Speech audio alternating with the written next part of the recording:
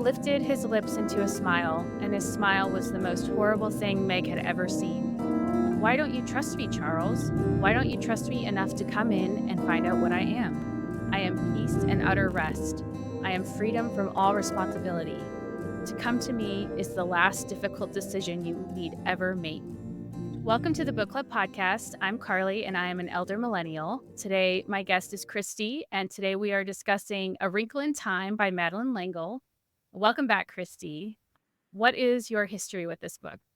I should start by saying I don't remember a time where I didn't know this book. And I read many other books by the same author when I was very young. My best guess is that I was about 8 or 9 when I read it for the first time. And one of the things that stands out to me now, looking back, is that I don't remember other young girl protagonists in science fiction or fantasy or speculative fiction, at least that were in my world or that I came across when I was younger. There were definitely young girl protagonists in historical fictions and novels that I loved, but the only other speculative fiction one I can remember is a character named Patience from an Orson Scott Card novel, which is a very different book, very different character. There were some Neil Stephenson characters that were really memorable, but I think I read those when I was closer to being a teenager and long before he ever wrote Seven Eves, which we discussed before. There was no Katniss Everdeen when I was growing up. There was no Hermione Granger. There wasn't even a Bella Swan, but there was Meg Murray, and I loved her. Yes, that's so real. It's very similar. I feel the same way. One of the few female protagonists. Yeah, I have the same familiarity with this book. I don't remember the first time I read it. I can't remember my first reactions to it because I've just known it my whole life, basically.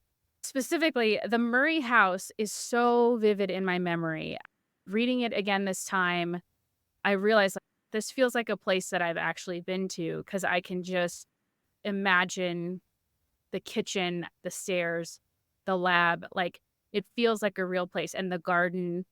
And I want to talk about that at some point, like just that reading and rereading the book as you're a kid, like how that gets imprinted in your memory in a way that's probably maybe impossible to do as an adult. I'm going to speculate that. So we will start by spoiling the book with a complete summary of the story, starting with teenager Meg feels like a misfit, having a hard time at school and trying to live up to having a beautiful and talented mother. The only person who makes her feel truly accepted is her youngest brother, Charles Wallace. He is a very intelligent preschooler, using big words and talking about abstract concepts. Meg's father has been missing for years, having worked as a physicist for a top-secret government program. One night, a storm wakes up Meg, Charles Wallace, and their mother. Their new neighbor, Mrs. Whatsit, comes in from the storm, dressed eccentrically, and tells Mrs. Murray that a tesseract does exist. The next day, Charles Wallace takes Meg to meet Mrs. Whatsit and the 2 other ladies she lives with. They meet Calvin, another student from Meg's school who had an intuition to visit the haunted house where Mrs. Whatsit and her friends were squatting. The ladies tell the children to be ready to go. They bring Calvin home for dinner where he is exuberant, saying he feels like he is finally at home. Meg and Calvin go for a walk after dinner, and she tells them about missing her father and how she wishes she could control her emotions better. Then Charles Wallace comes out to meet them, along with Mrs. Whatsit, Mrs. Who, and Mrs. Witch.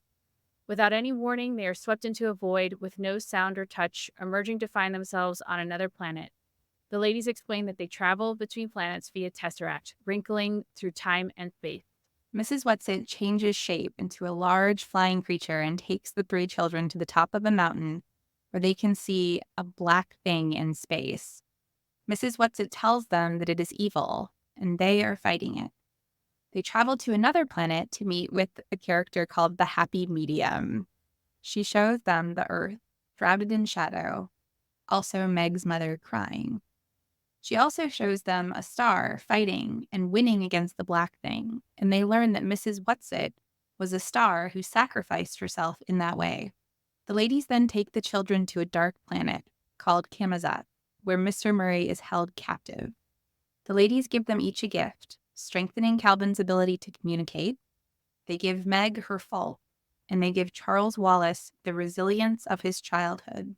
They warn Charles Wallace to stay with Meg and Calvin and not to be overconfident. Charles Wallace is the most vulnerable because of what he is. Mrs. Who gives Meg her glasses to be used at the final moment of peril, and the children walk through a neighborhood of identical-looking houses where children of the same age bounce balls and jump rope to the same tempo. One boy does not match the tempo of the others and drops his ball. The mothers come to their front doors at the same moment and call the children inside. Charles Wallace picks up the ball and tries to return it to the boy, but his mother is very fearful and tries to get them to leave. The mothers all down the street peek out their doors and watch the children. They find the center of the city with a huge office building filled with people moving purposefully. They are taken to see a man with red eyes. Charles Wallace immediately perceives that the man isn't himself talking, but something is talking through him. Charles Wallace allows himself to be subsumed by the entity controlling the man with red eyes. The possessed Charles Wallace leads Meg and Calvin to find Mr. Murray, who has been imprisoned in a column where he is deprived of sight and hearing. Charles Wallace is able to move the atoms in the walls so there are no doors. Meg uses Mrs. Who's glasses to get into the column and rescue her father. Charles Wallace tells them that it, the entity that controls Camazotz, is very angry and takes them to a separate building where they find it, an oversized brain sitting on a dais. It tries to take control of them, forcing them to breathe in rhythm with its pulsing and not allowing them to think their own thoughts. Mr. Murray tessers away with Meg and Calvin to save them from it. They find themselves on a colorless planet where blind, furry, gentle alien creatures take them in and help Meg recover from her close encounter with it. She's very angry with her father for leaving Charles Wallace behind and suffers physically from tessering through the shadow. It seems to affect her more than Calvin or her brother or her father. The ladies find them and tell them Meg must go back alone to rescue Charles Wallace. She accepts the responsibility because she understands that she is the only one who can rescue him. They tessa her back to Camazotz. She walks to the building that houses it and finds Charles Wallace standing like a zombie. She remembers that Mrs. Whatsit loves her and that Mrs. Witch told her that she has something that it does not. Realizes that she can love Charles Wallace to resist it. Her love frees him, and they find themselves tessering to their garden at home with Calvin and Mr. Murray. The rest of the family comes out, and they hear Mrs. Whatsit try to say goodbye before disappearing with the other ladies. So for the opening question, I want to talk about Meg's fault. They are her gift to protect her in Camazotz, and especially in contrast with the opening quote where it is offering conformity, but calls it peace and freedom. So, Meg, throughout the book, she's very anxious and worried. She's smart, but she's not a good student. And she gets very deeply angry with her father, which I think is such an important part of the story. The whole book, we've been reading about her yearning for her father, and then she finds him, and he doesn't fix everything, and she's just so incredibly angry. And that's exacerbated by being so close to the dark thing. But I think it's something that's in her as well. So why are these faults a protection against the promise of what it is offering? So I love Meg's anger, and I love what I also think of as below the anger, which is Meg's passion. Because I think she reacts strongly when she perceives something is unjust or something is not what she feels she's been led to expect. And I think that's why the moment with her father is so dramatic, is because I think as children, there's this idea that your parents can save you. And part of what happens to Meg in this story is she's angry because she realizes that that's not actually true, that sometimes she's going to have to save herself, or she's going to have to save her father, or she's going to have to save her brother, and that she can't just be the recipient of things, but she has to be active, and she has to fight for things that maybe make her feel scared or uncomfortable. I think a unique part of this book, because when I think of other books with a young protagonist, who has to be independent and save the world, the parents are usually absent in those stories. And in this story, her parents are very much there, and yet she still has to act herself, that they don't fix it for her. I think that's a really special part of this story as well. They're supportive, they love her, she loves them, and still she has to face it to rescue her brother. And to rescue her father initially, right? I think it's easy to focus on her saving Charles Wallace because that's the climax of the story and so memorable. The big sister going to save her little sibling. I think that's something we see in other works. But originally, she and Charles are called on by the Mrs. Witches, the ladies, to save their father, right? Because it's their father who's about to give in to it. And they know that her father is special and could be a warrior for the light. And so the ladies are looking for someone to help them save Mr. Murray. So not only has feels as though she's been abandoned by her father, but she's now called upon to go and save him. Yeah. I wonder if that relates to this millennial trope I've heard of having Bane character syndrome.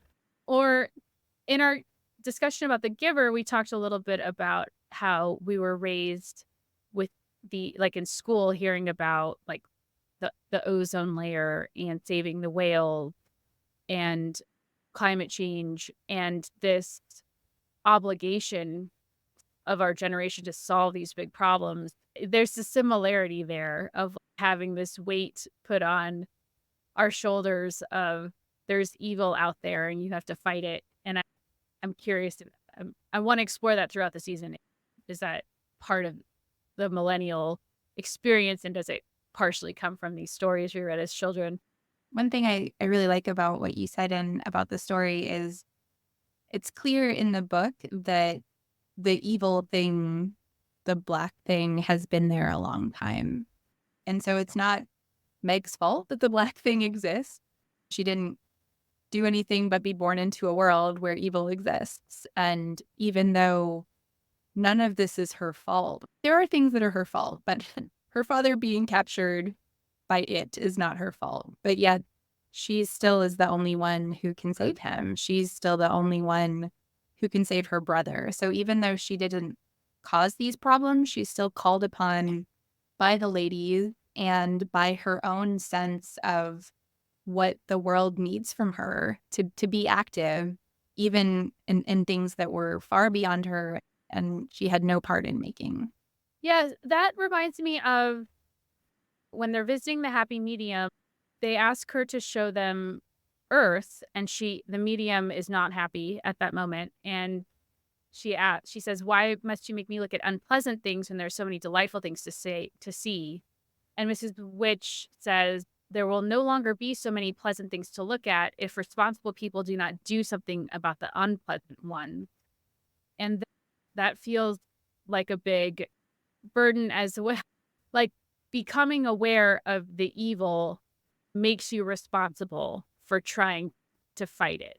Yeah, I think that's true. And part of the delight in reading the book is that the happy medium is both supposed to be a medium in the sense of someone who can see beyond the things in front of her, but it's also a joke about one of Meg's faults, right? That she can't find a happy medium in her life, that she's almost a teeter-totter and she can't figure out a way to just be in the middle. This is a criticism her older brothers, Sandy and Denny, have of her, that she can't just figure out a way to find a happy medium. And so part of, I think, the joke of the happy medium is also a joke about one of Meg's own faults, is the inability to figure out, how do I not just be angry all the time, but actually figure out how to direct that anger and direct my courage and my action toward an important, good outcome. So can we take from that the advice for Meg to find a happy medium is absolutely wrong? The way the story goes, her not finding a happy medium is what saves the day, right? Can we say that? I need to think about that more. I don't know how deep that joke goes. I'm gonna think about it a little bit. Can you say a little bit more about why you think a happy medium might be a bad thing? Well, the happy medium character, she wants to look at delightful things and avoid the unpleasant things. And I also wonder if this connects us, if this could reflect social media a little bit, that we look at social media and then there's an algorithm that is designed to show us things that we want to see and not show us things that we don't want to see. And there's a lot of conversation about how that is destructive to community. It leads to polarization, it leads to tribalism. And that Mrs. Witch saying there's a responsibility to look at things that that you might not want to look at, because that's how you have a healthy life. That's how you have a healthy community. It's how you fight evil in the world. I think I can think about that within the book in contrast to Sandy and Denny, the older brothers who don't seem to have the same problems as Meg and Charles Wallace. And I don't think it's an accident that they're not the one called upon to save their father. They're not the one. Meg is the one called upon eventually to save Charles Wallace. And I think it's because she can't just look at pleasant things. She feels the loss of her father, right? She feels the loneliness of not having someone to connect with. And it's her awareness of the loneliness and the disconnection and the things that are lacking that she feels like shouldn't be in absence. They should be filled with something good in her life that give her some of her power and some of her ability to be active in a way that it seems like a lot of other characters in the novel just would be fine, right? Just looking at the pleasant things. But that's what causes it to be able to grow, is the lack of warriors fighting against it. Right. So Camazotz, the conformity, and basically the people on Camazotz abdicating the right to think for themselves and to do anything for themselves. They just fit into this ordered machine that it controls. And it calls that freedom and peace.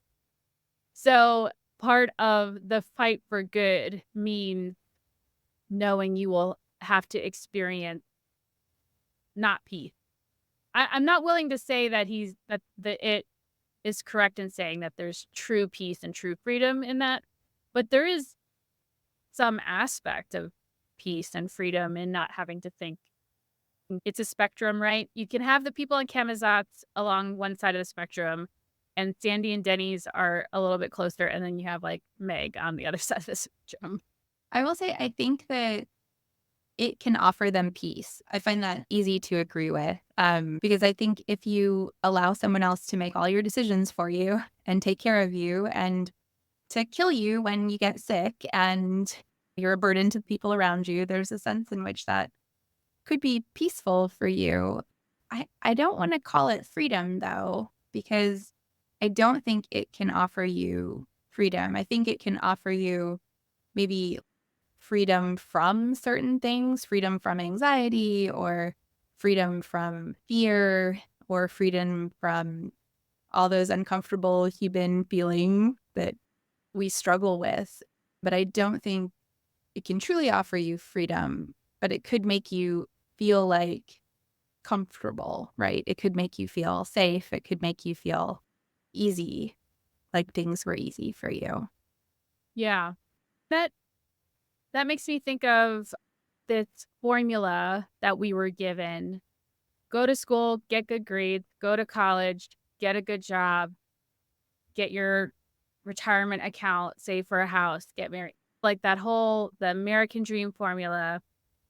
And Kate Kennedy in One in a Millennial saying that we were raised for a world that did not exist by the time we grew up, right? Like that formula falls apart at some point for lots of reasons we could speculate about, but maybe that's beyond our scope.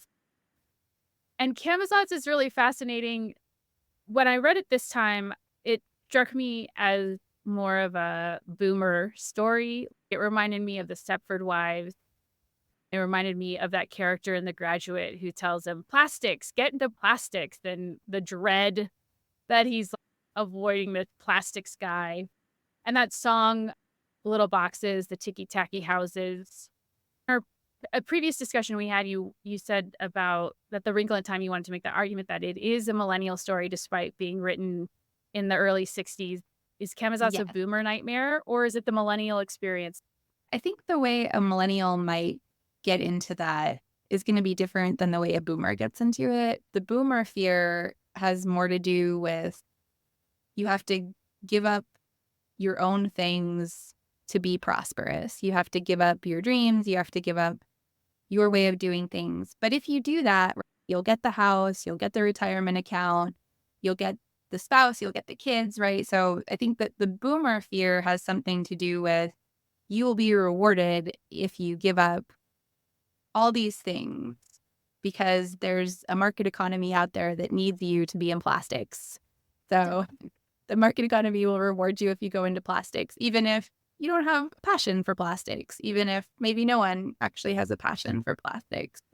I think the way a millennial might get into the fear that the houses on Camazotz represent is that it demands conformity, something that feels so inauthentic. So one of the things I love about millennials is they have this strong reaction to inauthenticity and they're sensitive to that and they notice it.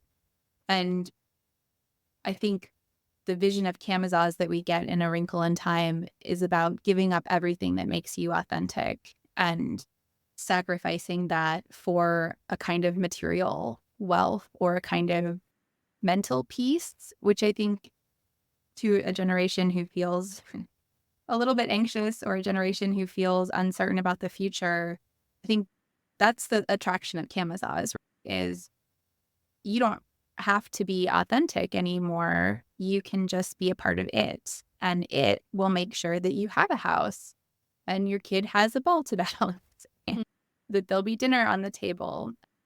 I do think there's also, I think in particular, a subtle fear for Meg in the presentation of Camazotz where those women are so different than her mother.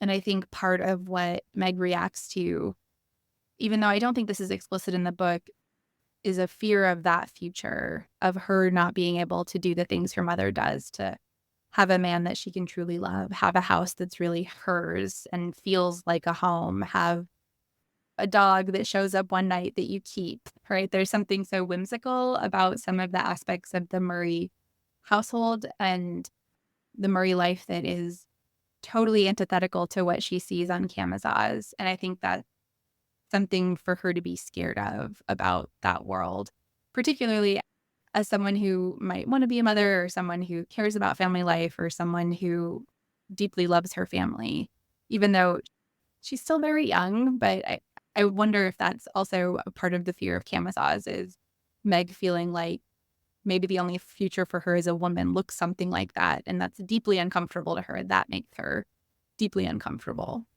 Perhaps young women or young men born in the 80s or the 90s, she's independent. She feels things very deeply. She's often angry. She realizes that the previous generation has not created a perfect world for her, and she has some sort of obligations to be acting courageously in that world to make it better. And she is very resilient. You think about all the things that happened to her, how deeply bizarre this experience that she's going through is. These very strange women show up. She's traveling to other planets. She's facing physical dangers, and she doesn't roll up in a ball. She has moments where she's clearly traumatized and she needs to be held and she needs to heal, but she comes back and does the job that she realizes needs to be done when she knows that she's the only person who can do it. And I think those are things that millennials can definitely get excited about. You do not seem convinced by my argument, though, so I want to hear what you think. No, I completely agree with that. I was thinking about she's lamenting about not fitting in at school, or like wishing she could control her emotions better at the beginning of the story. So is it something that she needs to learn through this experience, that desiring ability to fit in is maybe not what she actually wants? So I'm not sure if she so much realizes that she doesn't actually care about fitting in, because in some sense, I never think she cares that much about fitting in. I think what she cares about is that she's deeply lonely. I think she is lonely, and even Charles Wallace, who she connects with, is her little brother, and he's very strange. And her mother is distant, and her father is gone, and her older brothers don't understand her. And this is something where I think it would be easy to overlook how precious Calvin is as a character. But I think in the same way that Calvin feels like your family is the tribe I've been looking for, I think Meg finally, with Calvin, connects to someone who is like her. I think even though she loves Charles Wallace isn't like her, even though she loves her mother, it's her mother. It's not a peer, and that's always going to be different. And I think the connection that she builds with Calvin over the course of the story makes her feel rightly that she's not lonely anymore. And I think most of what I see her struggling with is feeling lonely. Yeah, Calvin, I like that description. He's precious. And he comes into their household. He's like, "You guys are morons and I love you." So it's so Like the puppy immediate. that shows up and they keep the puppy, then Calvin shows up and they keep the Calvin. Right, exactly. And Calvin is able to play the game of being popular and playing sports, but he doesn't feel like people like him for the right reasons. And Um, he's right. yeah. He They don't like him for the right reasons. They like him for his pretense. And he's smart enough to realize that someone who only likes you for someone you're pretending to be can't ever actually like you, because they can only like the pretend. Yeah. And this time around I realized Meg feels that immediately, because after dinner they go for a walk and she tells him how much she misses her father and how upset and worried she is, and she wishes she could be more like her mother. And she probably has never said those things to anyone else. Like, she couldn't say those things to her mother or Charles Wallace, and certainly no one at school.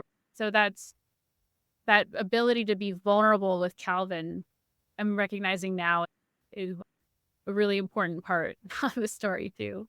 Do you I want to say also anything more about Calvin and his special gifts? I think you made a comment that I really liked, where you said that you liked that Calvin, one of the things that makes Calvin special is that he's a good communicator. And not only does that allow him to quickly connect with other people, I think that's also something Meg desperately needs, because she's not a good communicator, right? So it takes Calvin sort of being a super communicator to be able to get through to Meg, to give her what she desperately needs, which is a connection with a real person who is like her and can understand her and that she can understand. And I remember you said that you were surprised at that when you were younger, because it felt like a gender reversal as opposed to the girl being the good communicator. So do you want to say something about that? Yeah, I don't know where this idea came from, but I just had this idea that girls were good at reading and talking and boys were good at math. And in this book, we have Meg, who's really good at math, and Calvin, who's good at talking and understanding people. I've tried to think about this through this read through, and I really just don't know what to do with it. I don't know it really sunk in that those limitations weren't real.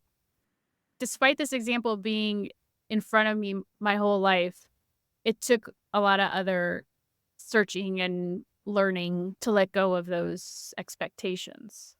You're right that if you see 100 examples that are contra this. Just one good example that fights back against it is going to have a lot of work to do if there's lots of other things in the culture telling you that's the anomaly, right? Not that that's just part of a normal range of what human beings can be at. Yeah. Yeah. I thought I was bad at math. I didn't enjoy math in middle school or high school. I enjoyed math in like senior year of college. I finally got it. And I was like, I love this. But it took me until senior year of college. It can be a hard one. I remember liking math and being good at it, but I also remember, I'll tell a little bit of a story. I remember helping my brother with his math homework when I was very young. I have an older brother. And I learned a lot of the math concepts from him as I was helping him with his homework. And so I think math class always felt very easy because I'd been introduced to the concepts prior to actually having to do it in the classes that I was in. And so I think that was something that sort of made it easy, which I think can relate a little bit to the story in the sense of I wanted to talk a little bit about things that make you feel smart, because I think this book made me feel really smart, and about the way that the author describes hard concepts and something about the way that it's natural to the characters in the book to just understand something that's hard. I remember feeling these were smart kids, and I was a smart kid because I understood that time was the fourth dimension, or I knew what a sonnet was, or I recognized a few of the names associated with the quotes that came up through the story. So I think this was one book that made you feel smart and also made you feel like there were layers. This might be a bit of millennial nostalgia, but you couldn't just go and look the quotes and the people up on the internet when you were reading this in like 1990, right? You actually had to ask someone who that person was, or you had to find an encyclopedia, or you had to look for it at the library. So in the book, and it was even more true when she wrote it in the 1960s, this was one of those books where I remember feeling like the author was giving me a treasure map to other ideas and people that I should learn about and enjoy. And there weren't other books that I remember really giving me a map that way. And I remember that feeling very powerful and making me feel very smart. Yeah. I think I'm realizing I have that issue. I've read so much science fiction that sometimes I think I actually know science. Oh, wait, no, I actually don't know how rockets work. I've just read a lot of science fiction. That makes me think I do, which is kind of a magical experience by itself. I'll contrast that a little bit, though, with what I think is an interesting part about this book that I picked up on much more rereading it as an adult is that it's so clear in the book that smartness is not the most important thing, and that pride in your smartness is actually very dangerous. And so there's this fun part about the book where it both makes you feel smart when you read it, but at the same time, the author is saying, don't get too cocky, right? Because this very pride in your intellect makes you susceptible to things in the way other people aren't. And that's part of what Charles Wallace's weakness is. That's part of why it is able to take him over, is because he thinks he can handle things that he can't handle, and he thinks he understands things that he doesn't understand. And the author is making a very bold claim that that can make you a tool of evil. And that's a very big claim for a kid to read about, that your overconfidence in your intelligence can be used by evil things to turn you into a tool for evil. And that's big and that's heavy. And I also think it's very clear in the book that the author is saying that and warning the readers against that flaw. Yes. Now, this is imagery I didn't realize until this read through, that it is a brain. It's just a brain. And thinking about Meg is a ball of emotion, right? She's smart, but she has all these emotions all the time. And it doesn't have hunger or lust or gut feelings, intuition about anything. And those are the things, like Mrs. Witch tells Meg that she has something that it doesn't have. And she says love, but she actually has a lot of things that it doesn't have. And I wonder if all those other things are related to the capability to love. Yeah. I also like you're saying this reminded me that it does have the ability to feel hate, because when Meg is trying to think about what do I have that it doesn't have, she thinks maybe it's my hatred. And then she says, no, she realizes it is totally capable of hating things. But what it can't do is it can't love things. And that becomes her secret weapon to save Charles Wallace, is the fact that she loves him. And that makes her better than the dark thing, her ability to love. It's not her anger that makes her better. It's not her cleverness that makes her better. It's not even her courage that makes her better. It's the fact that she's capable of loving someone. It's like her superpower. Her secret superpower is she loves her brother. And that's connection, right? That goes to the genre theme of what is genuine connection. So even having your brain being controlled by another brain is not connection. If there was another way to connect with someone on a very complete level, it would be having your brains be the same. But that's not true in this book. Yeah, that's just dominance, right? That's just another brain dominating your brain. That's not you having a connection with someone. And I think there's even some suggestion that early in the book that Charles Wallace might be a little telepathic. I don't know if you read that the same way that I did, but his ability to understand Meg, especially when he focuses on her because he realizes that she needs him, which I think is another way of saying he sees her loneliness and he's trying to figure out how to be enough to her, even though he can't.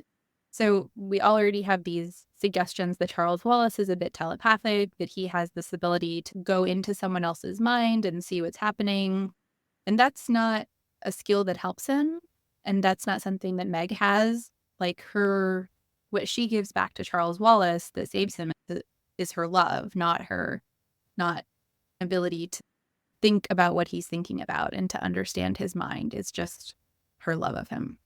I wanted to talk a little bit about faith. There are many Bible quotes, and there's a lot of referencing God and God's presence in this fight against evil. But when they're listing warriors for good, they list many scientists, Einstein, Madame Curie. Is it Beethoven, the musician, that they list? So saying that Einstein is a warrior for God in this indirect way, like that's an unusual vision of faith, especially Christian faith, I would say. Yeah, I think there's definitely a conflation of like the darkness and the evil with something that's related to just like human ignorance. And so I see the praise of these more secular figures as perhaps being a part of their battling for truth, they're battling for light where there's darkness, where there's superstition or ignorance. But I also think that she's also saying that even people who aren't amazing in some way are also powerful warriors. And I think the chapter titles, it was funny when I picked up this book again and I was reading through the chapter titles, each one of them was so evocative of the story that's within them. It really made me come back. And then I got to the last one and it's called The Foolish and the Weak. And that comes directly from a Bible quote that Mrs. Who gives Meg right before she leaves to go back to Camazaz to save her brother. She says, "Listen, Meg, listen well. The foolishness of God is wiser than men, and the weakness of God is stronger than men. For ye see your calling, brethren, how that not many wise men after the flesh, not many mighty, not many noble are called, but God hath chosen the foolish things of the world to confound the wise. And God hath chosen the weak things of the world to confound the things which are mighty. And base things of the world and things which are despised hath God chosen ye, and things which are not, to bring to naught things that are. She paused and then she said, may the right prevail. And so I think it's a beautiful quote. I think it's a quote that I'm still not sure I understand it, but I definitely love reading it and thinking about it. And I'm sure I did not understand it the first time I read it either, although perhaps I thought I did. I think that gets to the idea that intelligence isn't the most important thing, right? I'm equating the wise in that quote to intelligence, right? If you're looking at a battle and you say, my enemy has 100 soldiers and I have 150 soldiers, so I win, that's a certain kind of logical intelligence. And that's I'm just distilling down what I imagine is the battle strategy. But that strategy, that logic, that thinking, when you're fighting good and evil, that is not the way to fight. The way to fight is, despite being small, despite being a teenage girl, despite Charles Wallace being a child, you can still be a formidable warrior against evil. Yeah, God hath chosen the weak things of the world to confound the things which are mighty. And the hope right at the end that she whispers is, may the right prevail, right? So it's not predetermined. It's not necessarily going to win, but weak and foolish things of the world can do well. So I don't think we necessarily need to admire everything about Einstein or Marie Curie or Beethoven, but I think you can look at them as examples of people who were making the world more beautiful or more understandable. And I think that's like the spirit in which we're supposed to think about them as warriors. I really like the way you said that we don't have to admire everything about the person, because there is such a struggle of when you find out someone from history has done some really horrible acts as well as the world-changing contributions that they have made. And I think that's a big struggle, but I think trying to learn how to accept the good contributions and not necessarily put those people on a pedestal for their contribution like that. I think that's a valuable lesson that we as millennials are learning. And I especially think that conversation will come up when we talk about Harry Potter in a couple episodes. Yeah. So I'm glad you mentioned that, because I think it's true that, and I just think that's like a beautiful, I want to call it even like a deeply Christian idea, right? Is that the person that you love isn't just of all their actions, right? That there's more to a person than just that. There's their soul, right? There's their uniqueness in the world. There's the fact that no one else in the universe will ever be exactly them. And so those are the things you're supposed to honor and love, not just, did you pay your bills on time? Did you keep your promises? That the love of a person has to be deeper than just the approval of the actions of theirs that you're privy to. let's review our genre themes, which we already talked a bit about, but just to put a bow on it. So it's a fantasy construction, right? Growing up, I thought of this book as science fiction because there are math, the drawings of a line and a cube. But no, it feels much more like a fantasy story than science fiction. And yeah, she reminds me of Dorothy in The Wizard of Oz a lot, like that. And I remember I was listening to Julia Louis-Dreyfus has this amazing podcast, and I remember her talking with someone about The Wizard of Oz and with this like real love and reverence for the movie. And I was like, oh, she feels about The Wizard of Oz the way I feel about The Princess Bride. So I think I'm learning a bit about boomers in this millennial nostalgia series as well. I will say what I like about this, and what maybe feels a little reminiscent of Dorothy and the Wizard of Oz, is she's totally unafraid to call something evil and to just point to that and say, there's evil over there. And you know what good people do? We fight that. And there's a way in which I think as children, it's easier for you to understand that. I think as you grow up and you learn about context and you learn about history and you learn about individual differences and you learn about biases, all of that becomes muddier. It feels like the gray areas get very large and the black and white areas get very small. But I also think there's a danger in that too, in being unwilling to point at something and say, no, that actually is evil. That is opposed to goodness and light in the world.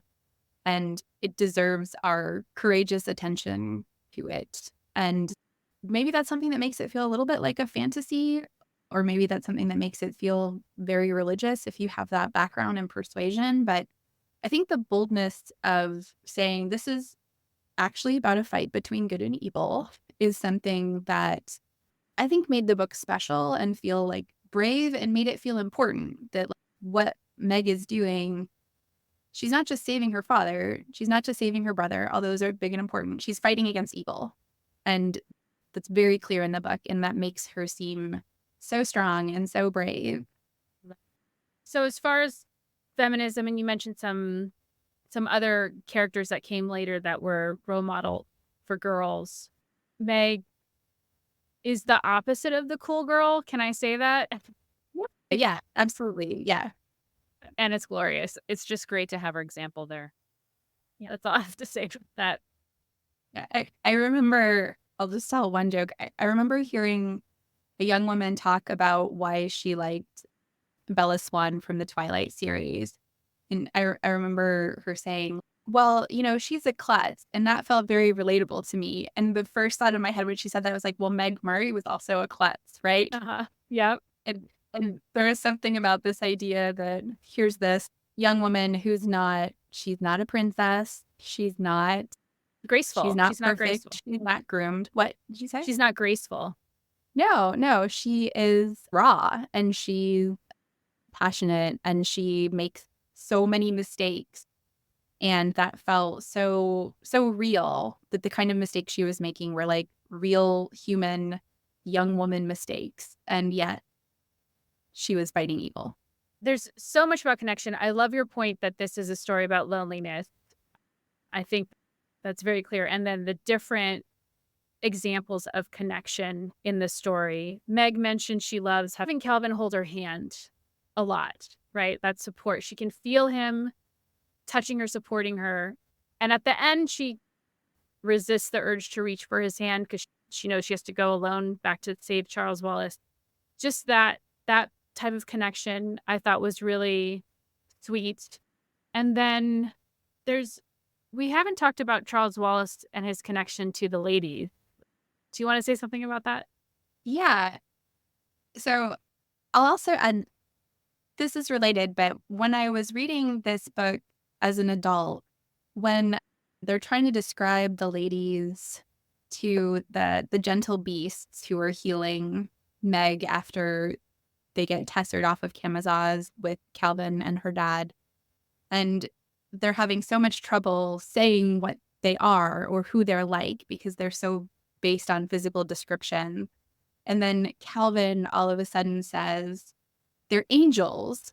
And I don't know if I just read over that in previous readings, but rereading the book, thinking of them as angels did change the way I viewed it. Like, they weren't just supernatural fantasy creatures, they were the messengers of God, right? And so for me, trying to change that framing on who the ladies were changed the way I thought about them. And it also changed how I thought about what they were asking Charles Wallace and Meg to do. And I think if you want to read it through a very Christian lens, I think it's possible to see them as like messengers who are calling to prophets or calling to potential saints and giving them the opportunity to be like active servants or warriors for God, basically. And I don't think I read it that way as a child, but I think you definitely could read it that way. But I also liked that nobody called them angels until the end. So you don't have to read it that way.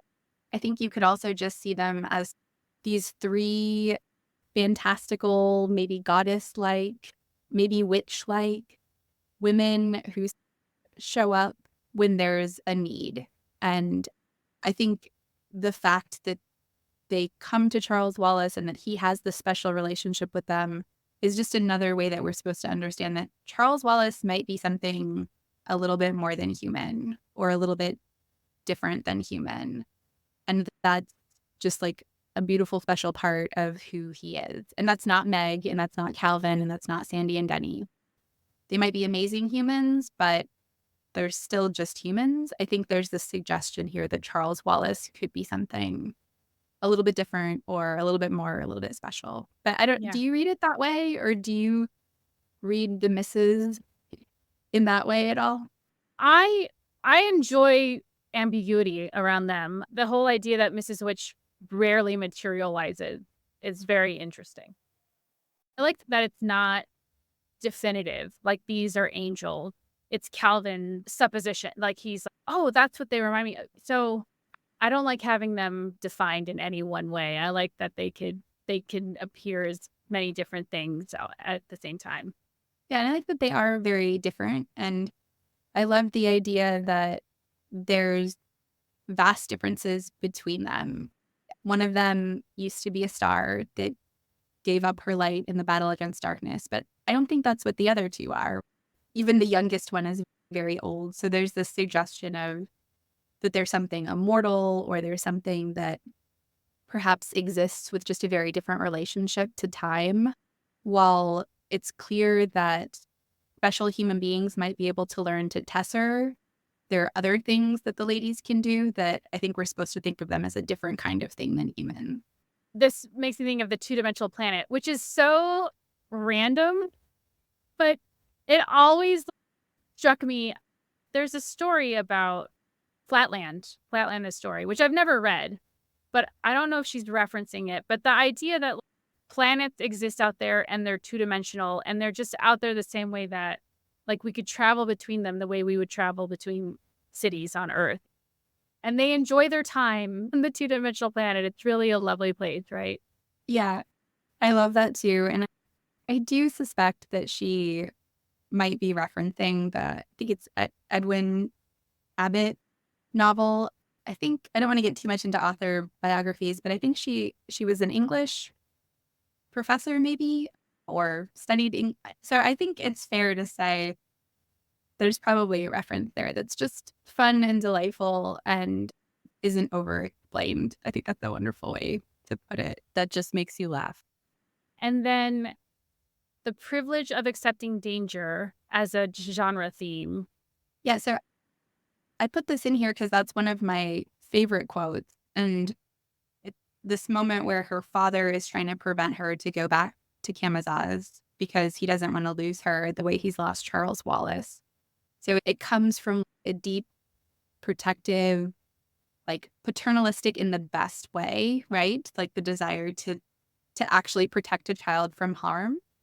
And then one of the ladies steps in and says, no, Mr. Murray, you must allow your daughter the privilege of accepting this danger, because they all have come to understand that she's the only one that can do it. And even though it's not clear that she can do it, if she doesn't at least try, they're all accepting that Charles Wallace is lost forever.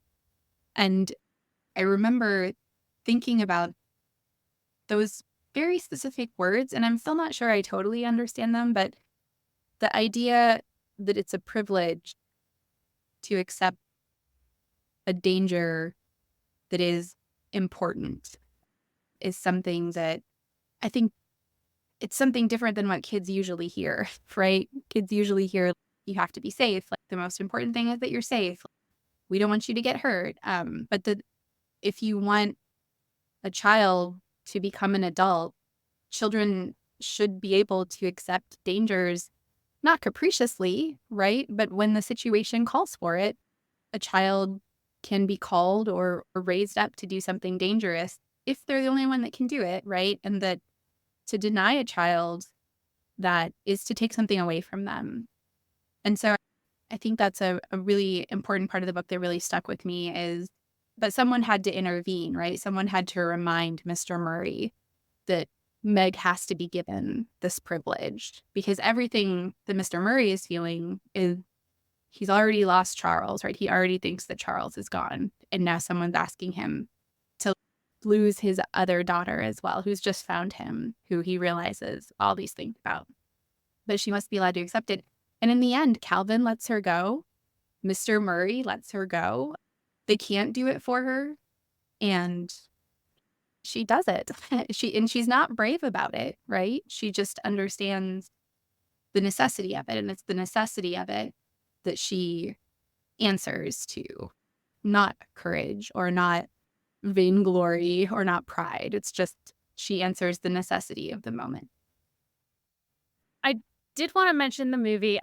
I think movies are such a big part of nostalgia as well as books. And so when there is a movie adaptation, I want to mention it. But I wasn't thrilled with the movie. I thought I had watched it years ago, but I think maybe I'd started watching it and then just stopped at some point because I don't think I finished it. So I did watch it this week, and I could kind of appreciate some of the design, some of the changes that they made, but I didn't really enjoy it. Like I could kind of see that the movie creators were trying to do something, but it wasn't something that I was connecting with, being of connection. Yeah. I think that it's beautiful. Like, the movie is beautiful. And I think every actor in the movie does the job that they were given admirably. I just think the people behind the movie were trying to tell a slightly different story than the Wrinkle in Time story. And so they pushed out some of what I think of are the most important parts of the book to make room for the story that they wanted to tell. And I think, to be fair, I think if I saw the movie without having ever read the book, if I came in totally fresh and blind, I think I would have really enjoyed it. But the act of comparison, where there were just too many things that I love about the book and that I think are special about the book, that got sucked out and replaced with things that felt very shallow. Yes. Like the scene where they're like hiding in the tree trunk to get thrown over the wall. It's a visually impressive scene. It made it very adventurous. But it felt like you could have used that 5 minutes to do more honoring the book. To have Aunt Beast. They cut out Aunt Beast. Yeah, you gave me like a flying tree trunk, but you didn't give me Aunt Beast? What? Yeah. No, I completely agree with that. And I could list I have a long list of gripes about the movie, but I really want to just talk briefly about, because we both read this book when we were very young and have a strong attachment to it. And so I want to know what does that say about nostalgia, and nostalgia as a thing that can be created at a specific period in time. I was thinking about this question in advance, and I was trying to compare it to some of what we talked about with Kate Kennedy's book. And I will say one thing that I felt good about is rereading this book and loving it did not make me cringe. Whereas I think a lot of other things that I have nostalgia for, if I go back, I'm not comfortable with how maybe young Christy was reacting to things and the kind of humor she enjoyed or the kind of characters that she identified with. But this book, I felt like I'm not embarrassed at all about loving this book. It holds up really well. Some things in it do feel a little dated, but nothing at the core of the book to me felt awkward. So I think we've mentioned this before. I never know whether to say this book really influenced me or whether to say that just the kid that I was found something in this book that resonated deeply with things that I already believed or felt.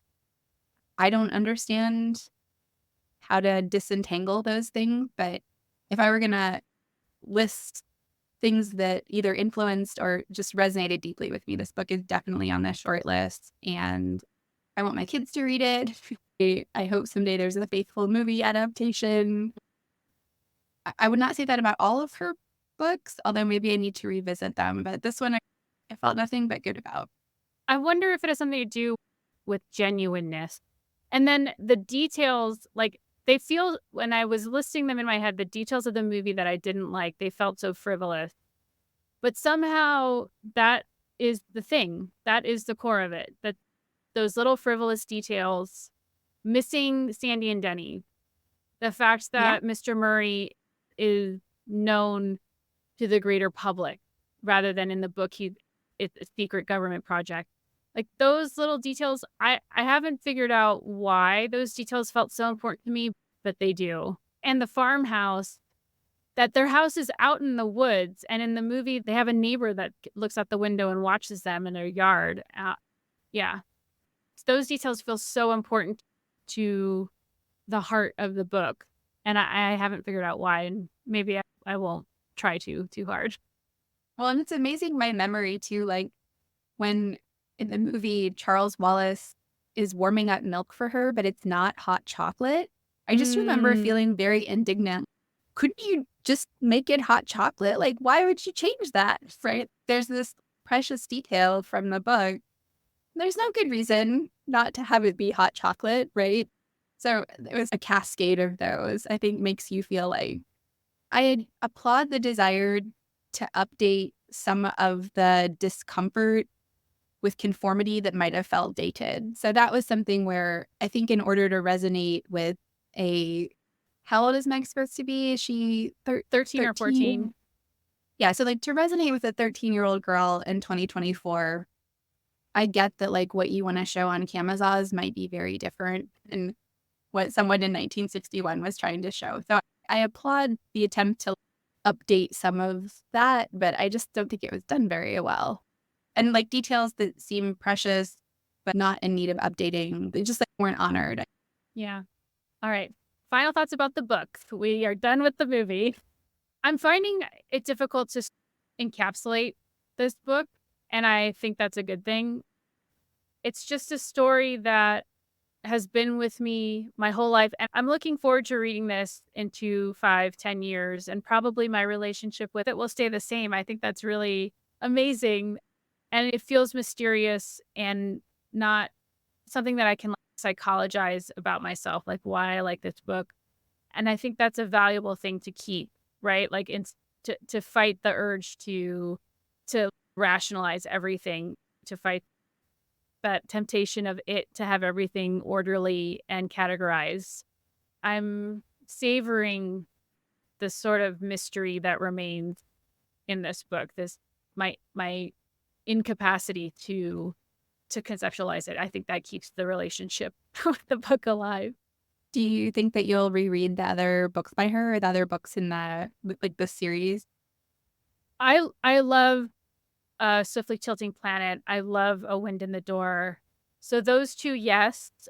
I know I've read other books, like books from other series, and didn't really connect with them as much. So I don't know if I'll try to pick those up again at some point, but definitely that trilogy, it's all of a piece to me.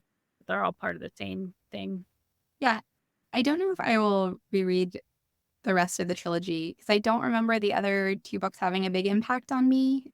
But I do remember discovering much later, like when I was a teenager, her book An Acceptable Time, which is a little more grown up. And I think it's either Meg's daughter or Meg's granddaughter. And I remember discovering that was another book where I felt like I discovered it at just the right time and it made a big impact on me. So I think I will try to revisit that one as well. I guess my final thoughts on it is just, I'm just really grateful to you for giving me the opportunity to revisit it and to think about some of the connections between this text and other things we've been talking about and thinking about. And I do think there's this part of the book about how hard loneliness is that I think is especially important to remember in our social media saturated age. Or I was thinking about our last conversation when we were talking about parasocial relationships and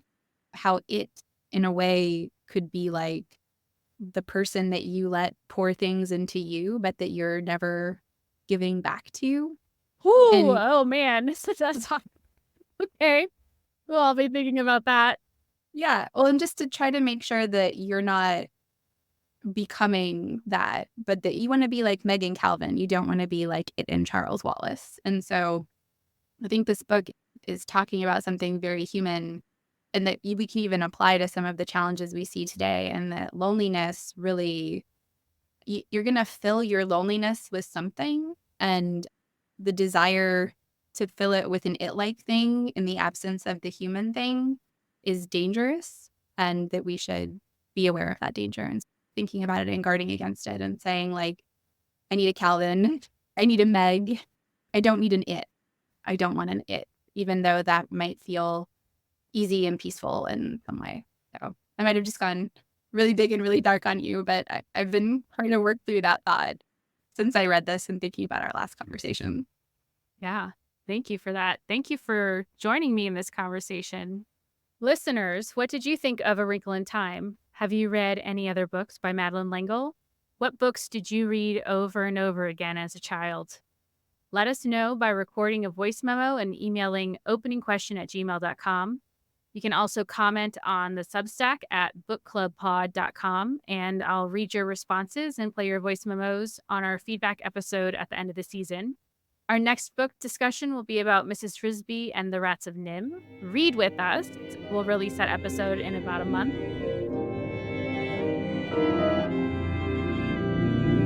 The Book Club podcast is produced by me, Carly Jackson, music and audio editing by Alex Marcus, and special thanks to my guest, Christy Lynn Horpedahl. Thank you for listening.